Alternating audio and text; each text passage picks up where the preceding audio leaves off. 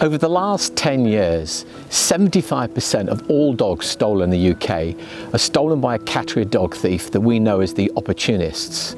Now, based upon last year's figures, that means this group of thieves are stealing approximately 1,800 dogs every year. That's 5 dogs stolen every single day.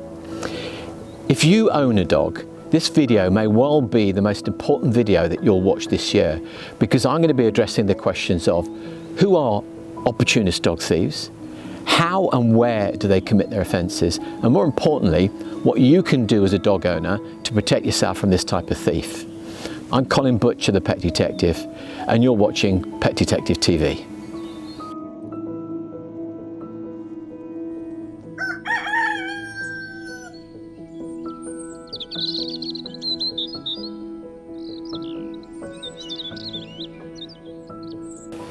One of the main reasons that opportunist dog thieves are so successful is because a lot of dog owners mistakenly believe that most dog thieves are scruffily dressed men that drive around and beat up old vans.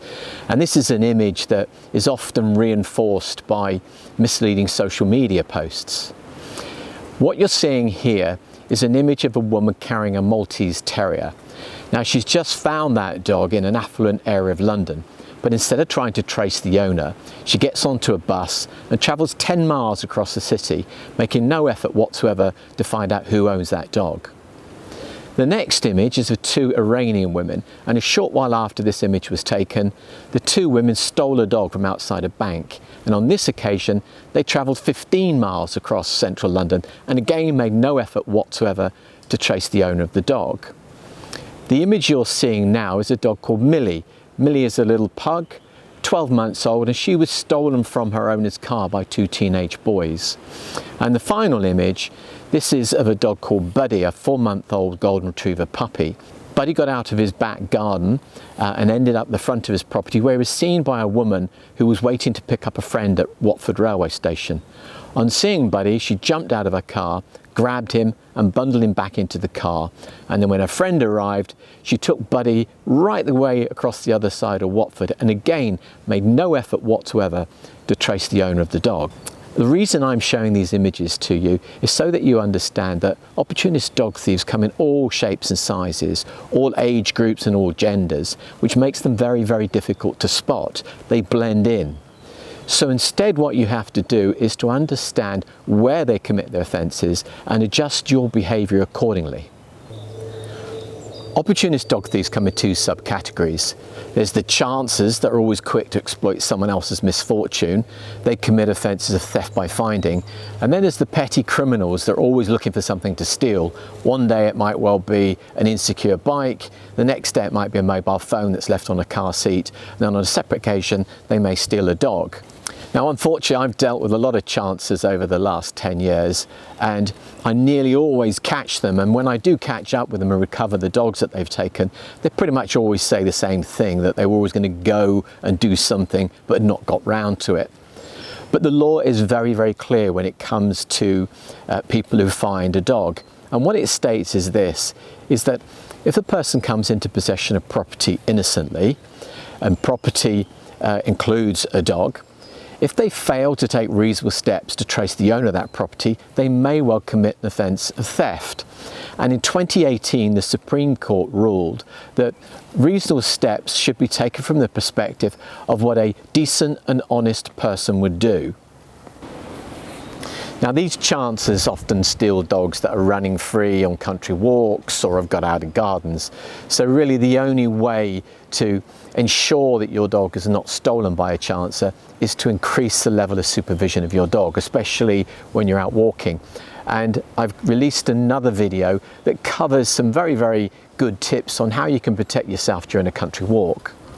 Opportunist dog thieves commit a lot of their offences around town centre car parks, and there's a number of reasons for this. Firstly, as I've already discussed earlier in the video, they blend in. It's difficult to spot them, but also they know that there's a lot of people coming and going from those car parks, and quite often they'll pick the car parks where there's great rewards but little risk of being caught. But how do you as a dog owner work out which car parks carry the greatest risk? Well, the police will do a lot of the work for you, because firstly what they'll do is to pin up the sign saying thieves operate in this area, but also they've got a website called Police UK which produces all of the stats on crimes committed in a certain area. All you need to do is to go onto that website, and there's a link below to the website, and put in a postcode, and it will tell you exactly what type of crimes committed, where they're committed and how often. And my advice is, when you've done a bit of research, is if a car park tends to have a high rate of crime, then simply do not use it. It's not worth the risk. So what do you do if there's only one car park in your town centre, or the one that you want to use is full? My advice is as follows, is to operate what we call the traffic light system. And how this works is really, really simple. If you imagine how the traffic lights work, they start off red, they go to amber, and then when it's safe to proceed, they go to green. If you think that every single time you're going into a car park that you're entering a red zone, and by your actions what you're seeking to do is to take that red zone through amber and ideally down to green. So let me explain how the traffic light system works when you enter a car park. Remember, always assume that you're in a red zone, and what you're seeking to achieve is to take it from red through amber to green. So when you first drive into the car park, have a little look around, see where the risks are. Quite often there might be a couple of footpaths leading into the car park, and opportunist thieves like to hang around those footpaths, and they can watch the people coming and going. So pick a location in the car park that tends to be busier, that has the highest footfall. Often these are around the pay-as-you-pay display machines. Secondly, if you have your dog in the rear of the car, and you might have a dog guard going across the back seats, then reverse your car into the bay. Get the back of the car as tight against the wall as possible. That prevents the thief from getting into the rear of your car, and in order to get to your dog sitting in the back of the car, they'll have to go through a door or a window. Here's another tip for you. Unwittingly, you sometimes are telling a dog thief exactly how long he or she has to steal your dog, and you do this by, when you go to the pay and display machine, you buy the ticket normally for an hour, maybe 2 hours, and you place that on the dashboard of your car, and it will have the time that that ticket expires. So if the dog thief walks past your car and looks at the ticket, he or she's going to know exactly how much time they have to commit the offence. What I encourage you to do is to only buy 1 hour. Not only does this put you under a little bit of pressure to get back to your car promptly, thereby reducing the opportunity for someone to steal your dog, but it also doesn't give that much advance warning to a potential dog thief. Next, make sure that you fully understand your car alarm system and how it works. It's surprising how many people don't actually understand that the modern car alarm systems have a double function. So take this key fob as an example. If you press it once, what it will do is it will lock the doors, and it will set the alarm for the doors. That means someone cannot open the car from the outside, but they can still open it from the inside, but the movement sensor in the alarm isn't activated. When you press the button for the second time, what the system does is it double locks the doors, which means they cannot be opened from the outside or the inside. So if a thief breaks your window and is reaching in to try and grab your dog, there's a chance they're going to get cut on the broken glass and leave vital DNA evidence. That in itself can be a deterrent. And the most effective security that you can have is a lockable dog crate.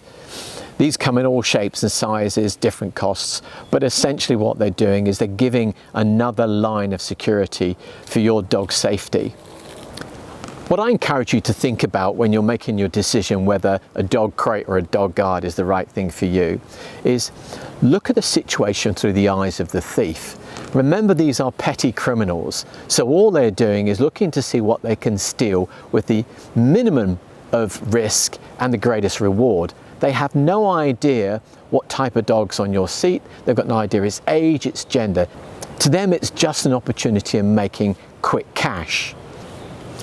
Now, you wouldn't take £100 out of your purse or your wallet, scatter it across the front seat of your car and expect it to be there when you return. So why would you leave your dog in the same position? So let's move on to the final subcategory of the opportunist dog thieves. And these are the people that we call doorsteppers, and that's because they commit most of their crimes from stealing dogs from gardens and sometimes from homes. Now the image you're seeing here is of a dog called Falco. Falco was stolen from his front garden by a man who'd been jet washing a neighbour's drive. When he finished the work, he simply grabbed Falco and disappeared off down the road. Now we recovered Falco about a week later with the assistance of Kent Police, and we found him tied up to the rear of a caravan. The next image you're seeing is of a dog called Amber, and Amber was stolen earlier this year. And what happened in this occasion was the touts had been approaching the occupants to work on their brick wall, and they saw Amber on one of the visits, and they returned on a number of occasions until the opportunity presented itself for them to steal Amber. The opportunist thieves that commit doorstep crime will always have a cover story to be on your drive or standing in front of your doorway. They may well approach your property wearing a yellow gilet or carrying a clipboard. And they may even have a leaflet touting for businesses, a roofer, a manual labourer, or someone that's prepared to jet wash your drive. But the reality is they are simply snooping around looking for something to steal. And all too often they're stealing dogs. And quite often what this thief will do is leave a gate open after they've stolen a dog to make it look as if your dog has run off as opposed to being stolen. What you have to understand about the doorstep opportunist dog thieves is they're very, very quick. They'll steal a dog in a matter of seconds. So the most effective way of dealing with this type of thief is to improve your garden security.